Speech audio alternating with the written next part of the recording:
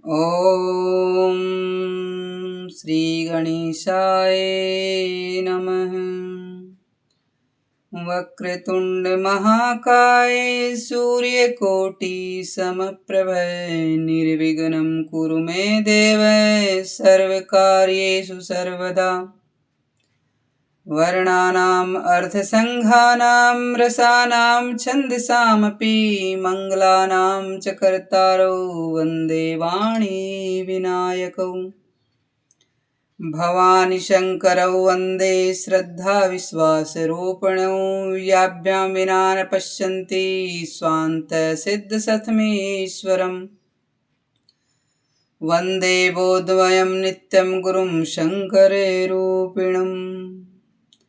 गुरुर्ब्रह्मा गुरुर्विष्णु गुरुदेवो महेश्वर गुरु साक्षात् परब्रह्म तस्मै श्री गुरुवे नमः। शिव पुराण कथा, असली शिव पुराण कथा,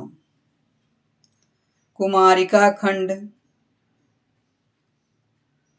आज हम सुनेंगे पंचाप्त सरस तीर्थ में अर्जुन द्वारा अप्सराओं का उद्धार। क्या आप जानते हैं कि कैसे पंचार सरस तीर्थ में अर्जुन द्वारा अप्सराओं का उद्धार हुआ? एक समय की बात है, ऋषियों ने पूछा, विशाल नेत्रों वाले सूत जी, दक्षिण समुद्र के तटों पर जो 5 तीर्थ हैं उनका वर्णन कीजिए, क्योंकि मुनि लोग उन तीर्थों की अधिक चर्चा करते हैं। उग्रसर्वा बोले, मुनिवरों, इस विषय में पहले नारद जी ने जो अर्जुन की आश्चर्यमयी कथा कही है उसे मैं आप लोगों से विस्तार पूर्वक कहूंगा। पूर्व काल की बात है, कुछ कारणवश अर्जुन 12 वर्षों तक तीर्थ यात्रा के लिए निकले थे। वे मणिपुर होते हुए दक्षिण समुद्र के तट पर वहां के 5 तीर्थों में स्नान करने के लिए आए। ये तीर्थ वे ही हैं जिन्हें उस समय भय के मारे तपस्वी लोग स्वयं ही छोड़कर जा चुके थे। दूसरों को भी वहां जाने से मना करते थे। उनमें पहला कुमारेश नाम का तीर्थ है जो मुनियों को प्रिय है। दूसरा स्तंभेश तीर्थ है जो सौभद्र मुनि को प्रिय है। तीसरा वरक्रेश्वर तीर्थ है जो इंद्र पत्नी सची को प्रिय लगता है और बहुत उत्तम है। चौथा महाकालेश्वर तीर्थ है जो राजा कर्दम को अधिक प्रिय है। इसी प्रकार 5वां सिद्धेश नाम का तीर्थ है जो महर्षि भारद्वाज को विशेष प्रिय है। कुरुश्रेष्ठ अर्जुन ने इन 5 तीर्थों का दर्शन किया जिन तपस्वियों ने त्याग दिया था। वास्तव में वे 5 तीर्थ महान पुण्य के जनक थे। अर्जुन ने नारद आदि महामुनियों का दर्शन करके उनसे पूछा, महात्माओं, ये तीर्थ तो बड़े ही सुंदर और अद्भुत प्रभाव से युक्त हैं, तो भी ब्रह्मवादी मुनियों ने सदा के लिए इनका त्याग क्यों कर दिया? तपस्वी बोले, कुरुनंदन, इन तीर्थों में 5 ग्राह निवास करते हैं जो तपस्वी मुनियों को जल में खींच ले जाते हैं, इसीलिए ये तीर्थ त्याग दिए गए हैं। यह सुनकर महाबाहु अर्जुन ने समुद्र के तट पर उन तीर्थों में जाने का विचार किया। तब उनसे तपस्वी महात्माओं ने कहा, अर्जुन, वहां तुम्हें नहीं जाना चाहिए। ग्राहों ने बहुतेरे राजाओं और मुनियों को मार डाला है। तुम तो 12 वर्ष तक अनेक तीर्थों में स्नान कर चुके हो, फिर इन 5 तीर्थों से तुम्हें क्या लेना है? दीप शिखा पर जल मरने वाले पतंगों की भांति इन तीर्थों में प्राण देने के लिए मत जाओ। अर्जुन ने कहा, मुनिवरों, आप लोगों का दयालु स्वभाव है। आपने जो यह सार बात बताई है वह ठीक है, तथापि अपनी ओर से मैं सेवा में कुछ निवेदन करता हूँ। जो मनुष्य धर्म आचरण की इच्छा से कहीं जाता हो उसे मना करना महात्माओं के लिए भी उचित नहीं है। इस प्रसंग से हमें यह शिक्षा प्राप्त होती है, अच्छे कार्य के लिए जाते हुए मनुष्य को टोकना नहीं चाहिए। बोले शंकर भगवान की जय। उसे मना करना महात्माओं के लिए भी उचित नहीं है।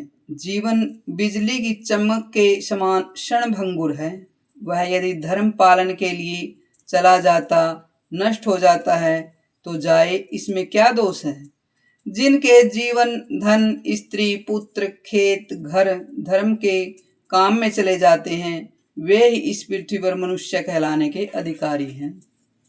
तपस्वी महात्मा बोले, पार्थ, इस प्रकार धर्म आचरण करते हुए तुम्हारी आयु बड़ी हो और धर्म में तुम्हारा अनुराग निरंतर बना रहे। जाओ अपना मनोरथ सिद्ध करो।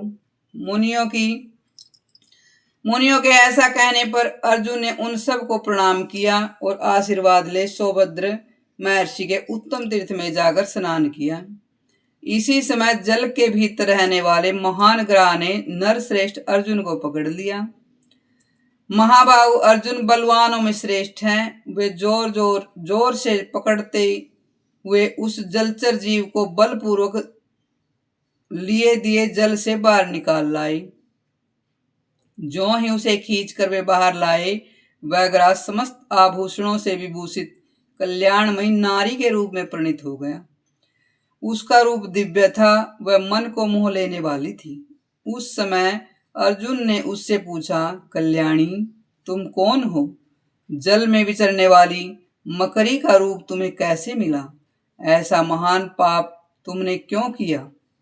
नारी बोली, कुंती नंदन, मैं देवताओं के नंदन वन में निवास करने वाली अप्सरा हूँ। मेरा नाम वर्चा है। यहाँ मेरी 4 सखियां और हैं। वे सभी सुंदर तथा इच्छा अनुसार गमन करने वाली हैं।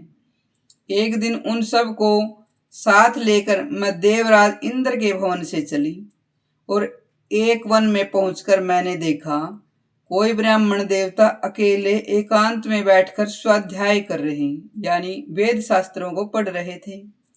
उनका रूप बड़ा सुंदर है। वीरवर, उनकी तपस्या के तेज से वह सारा वन प्रकाशित हो रहा था। वे सूर्य की भांति उस समस्त प्रदेश को आलोकित कर रहे थे, मानो वो चमक रहा था वो प्रदेश। उन्हें देखकर उनकी तपस्या में विघ्न डालने की इच्छा से मैं वहां उतर गई। मैं सौरभेयी, सोममेयी, बुदबुदा और लता सब एक साथ ही उन ब्राह्मण देवता के समीप पहुंची और गाती और खेलती हुई उन्हें लुभाने की चेष्टा करने लगी। वीर, यह सब करने पर भी उन्होंने अपना मन हमारी ओर आने नहीं दिया। वे महातेजस्वी ब्राह्मण निर्मल तपस्या में स्थित थे। हमारी अनुचित चेष्टाओं से कुपित होकर उन्होंने हम सबको श्राप दे दिया। अरे, तुम सब लोग 100 वर्ष तक जल के भीतर ग्राह बनकर रहो। यह शाप सुनकर हम लोग अत्यंत व्यथित हो उठी और उन्हीं तपस्वी ब्राह्मण की शरण में गई। हमने प्रार्थना पूर्वक कहा, विप्रवर, हम सब ने बड़ा अनुचित किया है, फिर भी आप हमारे अपराध को क्षमा कर देने के योग्य हैं। मुने, आप धर्मज्ञ हैं। ब्राह्मण सब प्राणियों के प्रति मित्र भाव रखने वाला बताया गया है। मनीषी महात्माओं का यह वचन सत्य हो। साधु पुरुष शरणागतों की रक्षा करते हैं। हम सब आपकी शरण में आई हैं। सूर्य और चंद्रमा के समान तेजस्वी वे धर्मात्मा ब्राह्मण सदा कल्याणमय कर्म करने वाले थे। अप्सराओं की प्रार्थना करने पर उन्होंने उन पर कृपा की और इस प्रकार कहा, देवियों, यदि लोग अपने सिर पर खड़ी हुई मृत्यु को देख ले तो उन्हें भोजन भी न रुचे, यानी भोजन भी उनको अच्छा ना लगे। फिर पाप में प्रवृत्ति तो हो ही कैसे सकती है। ओह, सब रत्नों से बढ़कर अत्यंत दुर्लभ इस मनुष्य जन्म को पाकर स्त्रियों के मोह में फंसे हुए कुछ नीच लोग मनुष्य इसे तिनके के समान गवा देते हैं। इस प्रसंग से हमें यह शिक्षा प्राप्त होती है कि मनुष्य जन्म कितना दुर्लभ है। यह कितने आश्चर्य की बात है। हम पूछते हैं, तुम लोगों का जन्म किस लिए हुआ अथवा इससे क्या लाभ है? बोलिए शंकर भगवान की जय। अब आगे की कथा कहते हैं। अपने मन में विचार करके इस प्रकार उत्तर दो। हम स्त्रियों की निंदा नहीं करते जिनसे सबका जन्म होता है, केवल उन पुरुषों की निंदा करते हैं जो स्त्रियों के प्रति उच्छृंखल मर्यादा का उल्लंघन करके उनके प्रति आसक्त हैं। ब्रह्मा जी ने संसार की सृष्टि बढ़ाने के लिए स्त्री पुरुष के जोड़े का निर्माण किया है। अतः इसी भाव से स्त्री पुरुषों को मिथुन धर्म का पालन करना चाहिए। इसमें कोई दोष नहीं है, परंतु इतना ध्यान रखना चाहिए कि जो नारी अपने बंधु बांधवों द्वारा ब्राह्मण और अग्नि के समीप शास्त्रीय विधि से अपने को दी गई हो, उसी के साथ सदा गृहस्थ धर्म का पालन करना चाहिए और यही श्रेष्ठ माना गया है। इस प्रकार प्रयत्न पूर्वक शास्त्र मर्यादा के अनुकूल चलाए जाने वाला अपना गृहस्थ उत्तम और महान गुण कारक हो सकता है। जो गृहस्थी शास्त्र मर्यादा के अनुसार गृहस्थी नहीं चलाई जाती, वह दोष का कारण भी हो सकती है। 5 मुखों वाले नगर में जिसके द्वारों पर 11 योद्धा पहरा देते हैं, जो पुरुष अपनी स्त्री और अनेक संतानों के साथ मौजूद हैं, वे अचेतन कैसे हो जाता है?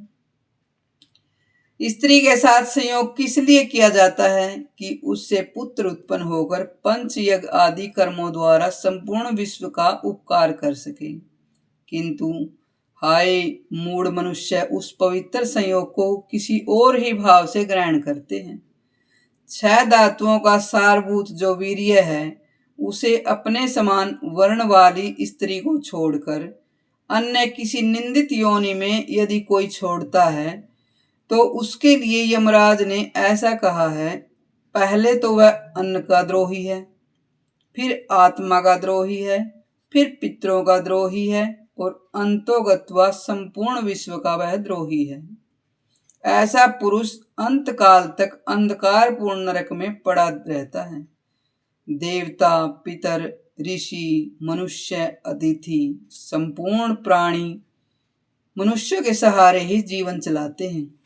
अतः प्रत्येक मनुष्य को उचित है कि वह इन 5 का उपकार करने के लिए सदा उद्यत रहे, यानी वो हर समय तैयार रहे। जो मन, वाणी, जिह्वा, हाथ और कान को अपने वश में करके जितेंद्रिय हो गया है, यानी इन सभी इंद्रियों को जिसने जीत लिया है, उसे हंस तीर्थ कहते हैं। उससे भिन्न जो अजितेंद्रिय है पुरुष है, वे सब काक तीर्थ हैं, वो सब कौवे तीर्थ हैं। जो तमोगुणी मनुष्य काकवत आचरण करने वाले मनुष्य में काक तीर्थ में हंस बुद्धि रमण करते हैं, उनसे देवताओं का क्या प्रयोजन है? यह ध्यान देकर सोचने की बात है। मानो जिनकी काक बुद्धि है, ऐसे शरीर में देवताओं का उनसे कोई प्रयोजन नहीं होता। इस प्रकार संसार का जो निर्माण हुआ है, उसे हृदय के भीतर समरण रखने वाले पुरुष का मन त्रिलोकी का राज्य पाने के लिए भी कैसे पापवृत्त हो सकता है?